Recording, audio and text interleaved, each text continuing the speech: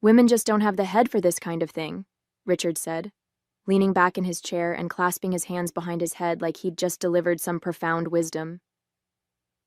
It's not personal, Sandra. Finance is a high-pressure game. Kevin's the natural choice for something like this. I sat across the table, my jaw tightening as I stared at the spreadsheet I'd spent hours preparing. My hands itched to crumple the pages in front of me, but I forced myself to keep my composure. Richard, I began evenly, I've been managing multi-million-dollar portfolios for the last 6 years. My firm's performance has consistently ranked in the top 5 across the region. He waved a dismissive hand. I'm sure you're great at what you do over there, but this is family.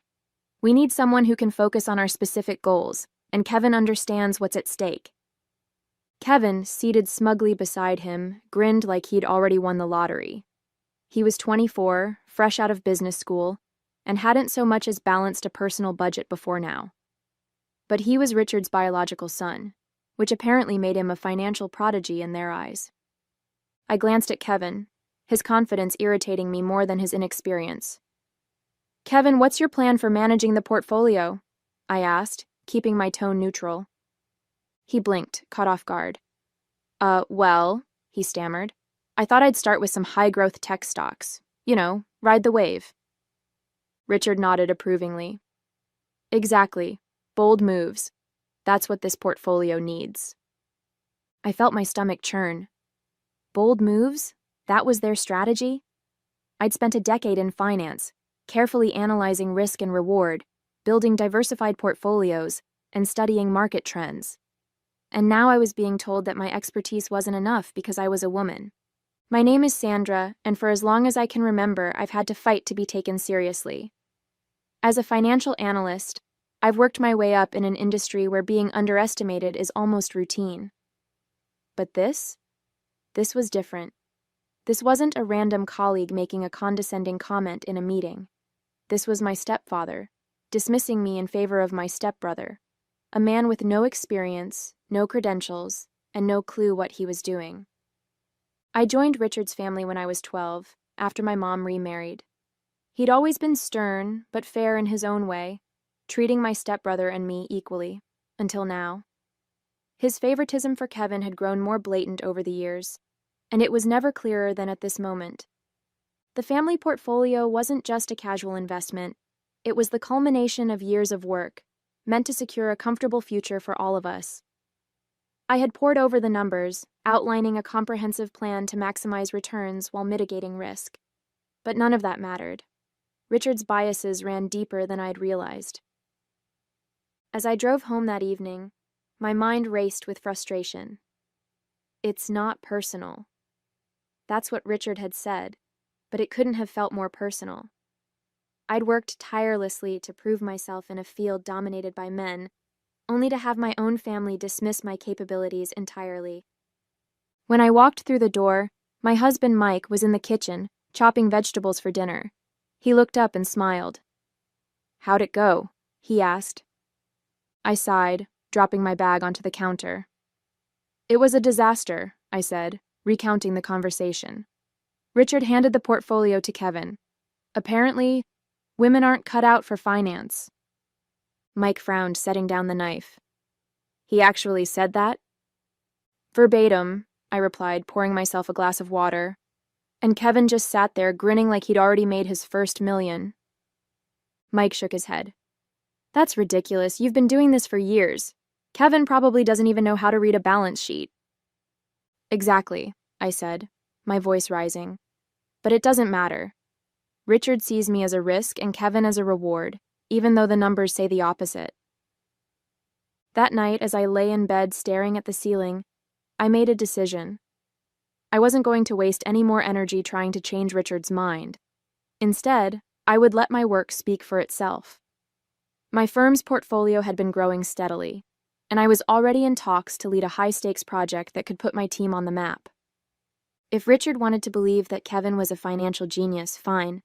But in a year, when the dust settled, I knew exactly whose results would stand out, and whose would crumble under the weight of overconfidence. For now, I would step back and let them play their game. but I couldn't help but feel a surge of determination as I imagined the moment when the truth would finally come to light.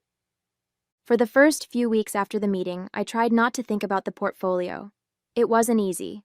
Every time Kevin posted a vague, crushing it in finance update on social media, or Richard made an offhand comment about Kevin's big plans, I felt my blood boil. But I kept my head down and focused on my own work. At my firm, things were moving fast. I'd recently been assigned to manage a high-profile client's portfolio, and I poured all my energy into crafting a strategy that was both innovative and airtight. Late nights at the office became routine, and the hours of analyzing trends and running projections were exhausting, but rewarding. My colleague and mentor, Laura, noticed my extra effort one evening as we worked late. "You're really going all in on this one, aren't you?" she said, leaning against my desk. I nodded, smiling faintly. "It feels personal," I admitted. Laura raised an eyebrow. "The client?" "No," I said, shaking my head. "My stepfather. He passed me over for managing the family's portfolio. Gave it to my stepbrother instead. Said women aren't cut out for finance." Her eyes widened in disbelief. "He actually said that?" "Yep," I replied, the word heavy with bitterness. "So now, I'm making it my mission to prove him wrong." Meanwhile, back at home, the cracks in Kevin's supposed success were starting to show. At family dinners, Richard's once proud updates about Kevin's investments grew more vague. "It's a long-term strategy," he said one evening when I asked about the portfolio's performance. "Long-term?" I repeated, raising an eyebrow. "That's code for it's not working right now. What's he investing in exactly?" Richard bristled, clearly annoyed by my question. "It's none of your concern, Sandra. Kevin has it under control." I let it go, but inside I felt a grim sense of satisfaction. I'd seen this happen too many times before. Overconfident investors chasing high-risk stocks without understanding the market. It was only a matter of time before the cracks turned into a full-blown collapse. At work, things were going in the opposite direction. The portfolio I managed began outperforming expectations, and clients were thrilled with the returns. Word spread quickly, and I was soon invited to present my strategy at a regional finance conference. It was a big deal, the kind of recognition that could propel my career to the next level. Laura was ecstatic when I told her. "This is your moment," she said. "Make it count." The night before the conference, as I rehearsed my presentation in the mirror, I thought about Richard and Kevin. A part of me wanted to send them an invite, just to see the look on their faces when I walked on stage. But I resisted the urge. This wasn't about them. This was about proving to myself, and the industry, that I belonged here. As the months went on, the gulf between Kevin's performance and mine became impossible to ignore. While my firm's portfolio continued to grow, Richard started dropping hints that things weren't going so well on Kevin's end. At first, it was small comments about market volatility and unforeseen challenges. But eventually, the truth slipped out. At another family dinner, Richard sighed heavily as we passed around dessert. "It's been a rough quarter," he admitted. "Kevin's portfolio has taken some hits." I glanced up from my plate, keeping my expression neutral. "Hits? What kind of hits?" Richard hesitated, clearly reluctant to elaborate. "Nothing catastrophic," he said quickly. "Just some setbacks." Kevin, who had been unusually quiet all evening, suddenly chimed in. "It's a tough market right now," he said defensively. "No one's seeing big returns." "That's not true," I said before I could stop myself. "Plenty of portfolios are thriving right now, if they're managed well." The room fell silent, and I could feel Richard's glare burning into me. "Not everyone has the luxury of working with institutional clients, Sandra," he said sharply. "Family portfolios are different." I nodded, biting back the retort that was on the tip of my tongue. Let them believe what they wanted. I didn't need to defend myself. My results spoke for themselves. By the time the one-year mark rolled around, the disparity was undeniable. Kevin's portfolio was struggling, weighed down by poor decisions and overconfidence. Meanwhile, My firm's results were being featured in industry publications, and I had just been named one of the top financial analysts in the region. The recognition came with an invitation to an awards gala, where I would be presented with a plaque for innovative portfolio management. As I stood on stage that evening, accepting the award, I thought about Richard and Kevin. They weren't in the audience, of course, but I knew it was only a matter of time before they heard about this. Sure enough, 2 weeks later, I got a call from Richard. "Sandra," he said, his tone unusually measured. "I saw your name in the Financial Times. Congratulations." "Thank you," I replied, keeping my voice calm. There was a pause on the other end of the line. "I had no idea your firm was doing so well," he said finally. "I suppose I underestimated you." "You did," I said simply. "But I appreciate you saying that." The breakthrough came in the most unexpected way. Richard had always prided himself on staying informed about financial markets, reading industry magazines and watching the news religiously. But one evening, as I was wrapping up a presentation at work, I got a call from my husband, Mike. "You're not going to believe this," he said, his tone laced with humor. "Richard's glued to the TV. Your firm's results are being featured on MarketWatch Live. They just mentioned your name." I froze, the weight of his words sinking in. "What did they say?" "They called you one of the top-performing portfolio managers in the region," Mike replied. Richard's been silent for 20 minutes. A mix of pride and anticipation welled up inside me. For months, I'd been working tirelessly, achieving milestones that Richard had dismissed as impossible. And now, the proof was on national television. The next day, Richard called me, his voice noticeably subdued. "Sandra," he began, "I saw the segment on MarketWatch last night. I had no idea your firm was doing so well." I let his words hang in the air for a moment before replying. "Thank you," I said evenly. "We've been working hard." He hesitated, then sighed. "I have to admit, I may have misjudged you. Your results are impressive." I leaned back in my chair, feeling a mix of satisfaction and vindication. "I appreciate you saying that," I replied, "but it's not about the recognition. It's about making smart, informed decisions, and that's something I've been doing for years." Richard didn't respond right away. Finally, he said, "Do you have time to come by this weekend? I'd like to talk." When I arrived at Richard's house on Saturday, the atmosphere was different. He greeted me at the door with none of his usual bravado, and Kevin was noticeably absent. As we sat in the living room, Richard cleared his throat and handed me a folder. "These are the latest figures from the family portfolio," he said, his voice low. "I thought you might want to take a look." I opened the folder and scanned the numbers. The losses were worse than I'd expected. Several high-risk investments had tanked, wiping out a significant portion of the portfolio's value. It was a stark contrast to the growth I'd achieved with my firm's clients. "Kevin told me it was just market volatility," Richard said, breaking the silence. "But after seeing your results, I'm starting to think it might be something else."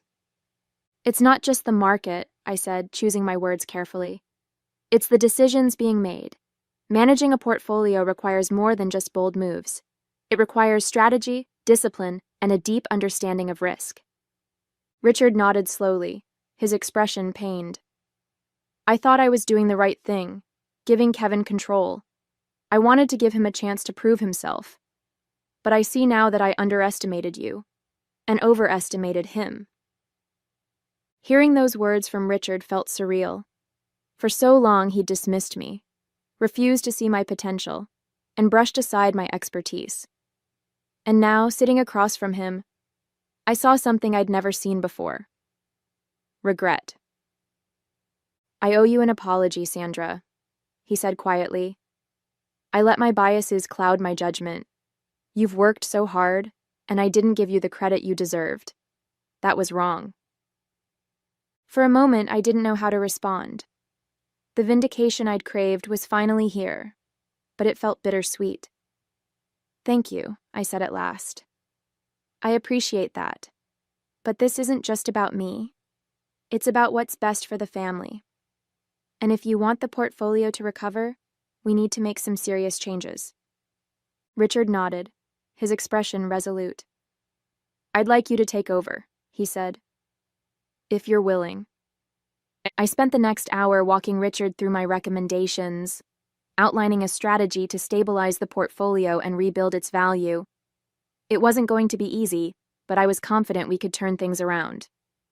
As I spoke, I saw something shift in Richard's demeanor, a newfound respect that had been missing for far too long. When we finished, Richard leaned back in his chair and let out a deep sigh.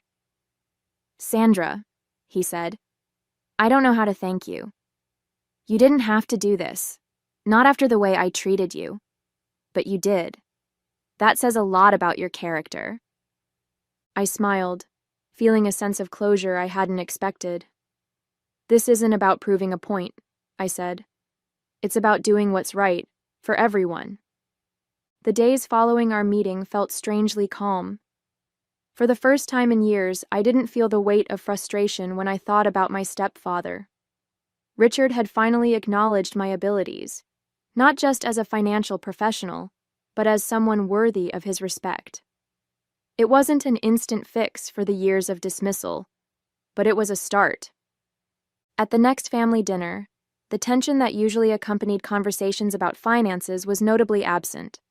Richard even mentioned the new strategy I had proposed. Sandra's got the portfolio on the right track, he said, glancing at me across the table. I should have listened to her sooner. Kevin shifted uncomfortably in his seat, avoiding eye contact. He hadn't said much since Richard had taken back control of the portfolio, and I couldn't help but notice the flicker of resentment in his expression. Part of me wanted to gloat, but I pushed the thought aside. This wasn't about Kevin. It was about ensuring the family's financial future was secure. Later that evening, as I helped clear the table, Richard pulled me aside. I know I've said it before, he began, his voice low, but I really am sorry for how I treated you. I let my biases get in the way, and I was wrong. I looked at him, surprised by the sincerity in his tone. Thank you, Richard, I said. That means a lot. And I want you to know I'm not holding any grudges. I just want to make sure we're all moving in the right direction. He nodded, his expression softening. You've got my full support. From now on, I'm trusting you to handle things. Hearing those words felt like a weight had been lifted off my shoulders. For so long, I'd been fighting to be seen, to prove that my abilities weren't tied to my gender or my place in the family. Now, I finally felt validated, not because I'd won, but because Richard had grown enough to see the truth. Over the following months, life settled into a new normal. With Richard's support, I fully took over managing the family portfolio. It wasn't just about undoing Kevin's mistakes. It was about building a system that could weather challenges in the years to come. I poured my knowledge into creating a diverse, balanced strategy, and the results spoke for themselves. Within 6 months, the portfolio began to recover, slowly but steadily.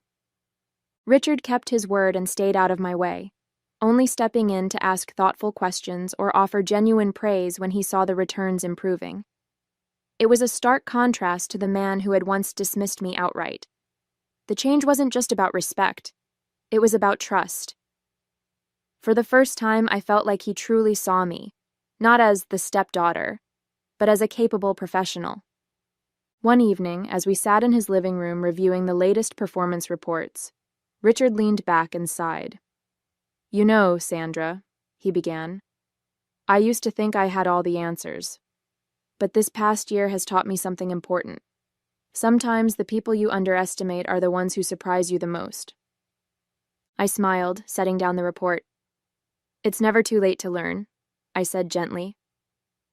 He nodded, a faint smile crossing his face. You've done more for this family than I can put into words. Thank you. Hearing those words felt like the closure I didn't know I needed. For so long, I'd been driven by the need to prove myself, but now, that drive felt different. It wasn't about validation anymore. It was about knowing my worth and standing firm in it. Outside of the family, my career continued to thrive. My success with the family portfolio caught the attention of other clients, leading to new opportunities and challenges at work. The recognition I'd received at the awards gala was only the beginning, and I finally felt like I was stepping into the career I'd always envisioned. At home, the dynamic with Richard had shifted in ways I hadn't expected. He'd grown more supportive, not just of my professional efforts, but of me as a person. The tension that once defined our relationship was replaced with mutual respect, and while it didn't erase the past, it gave me hope for the future. The journey wasn't easy, but it taught me something invaluable. You can't force people to see your worth. Sometimes you just have to keep doing the work, letting your results speak louder than their doubts. And when the recognition finally comes, it's not about their apology. It's about knowing you've always been capable, even when they couldn't see it. As I left Richard's house that evening, I felt a sense of peace I hadn't felt in years. The road ahead was still uncertain, but one thing was clear. I had finally claimed my place, not just in the family, but in my own life.